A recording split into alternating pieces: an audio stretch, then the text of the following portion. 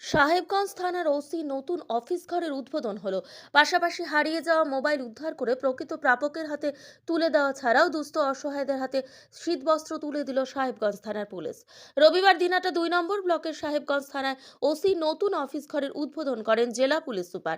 এছাড়া এদিন এক অনুষ্ঠানের মধ্য দিয়ে 27 জন প্রাপকের হাতে মোবাইল তুলে দেওয়া ছাড়াও প্রায় 100 জনের হাতে শীতবস্ত্র তুলে দেওয়া হয়।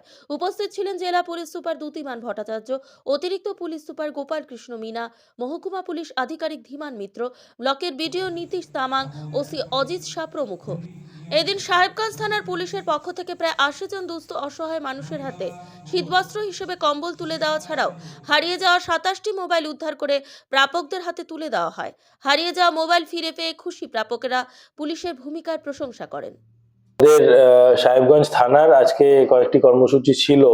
তো এরকম রোববারের বিকেলে আমরা দুস্থদের কিছু কম্বল দিলাম।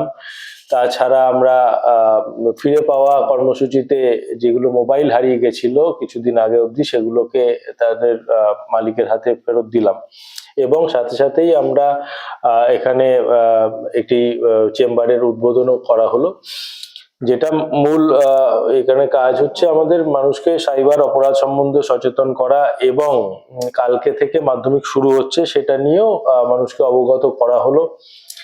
পরীক্ষার্থীরা যাতে ভালোভাবে পরীক্ষা দিতে পারে, আমরা জেলা জুড়েই কিন্তু একটা পুলিশ অ্যারেঞ্জমেন্ট করেছি, যেটা দিয়ে বিভিন্ন জায়গায় যে কোয়েশ্চেন পেপার গুলো এসকর্ট করা হবে। প্রত্যেকটা স্কুলে আমাদের যেখানেই মাধ্যমিক পরীক্ষা রয়েছে, 100-র ওপরে স্কুল রয়েছে, সেখানে আমাদের পুলিশ কর্মী মোতায়েন থাকবে।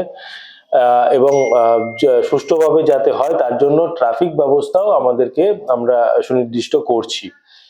এর সাথে সাথেই আমরা অন্যান্য যানবাহন নিয়ন্ত্রণ করব মূল শহরগুলোতে, অর্থাৎ কোচবিহার, দিনাটা, মাথাভাঙা ইত্যাদি শহরে ভারী যানবাহনও আমরা নিয়ন্ত্রণ করব। এই ব্যাপারে আপনারা কঠোরভাবে কি পদক্ষেপ নেওয়ার প্রস্তুতি করেছেন যদি এরকম ভায়োলেশন হয়? এটার প্রস্তুতির কিছু নেই। যেরকম নির্দেশিকা রয়েছে তাতে মাধ্যমিক পরীক্ষার সময় কোনো মাইক বাজিয়ে, বাইরে মাইক বাজিয়ে কোনো অনুষ্ঠান করা যায় না। করলেই সেটা আইনত দণ্ডনীয় অপরাধ। তো এটা ছাড়া মাধ্যমিক পরীক্ষার যে চারপাশে 144 ধারা যেটা জারি থাকে, বা যে পরীক্ষার সেন্টারের কাছাকাছি ওই জেরক্স সেন্টার গুলো বন্ধ থাকে, এসব এগুলো আমরা কঠোরভাবেই বলবৎ করব। ছাত্রদের জন্য কি বার্তা দেবেন? যাতে সুষ্ঠুভাবে সবাই মাধ্যমিক দেয়, এবং যেহেতু এটা প্রথম বোর্ড পরীক্ষা, সবাই যাতে ভালোভাবে দেয়, এটাই আমরা আশা করব।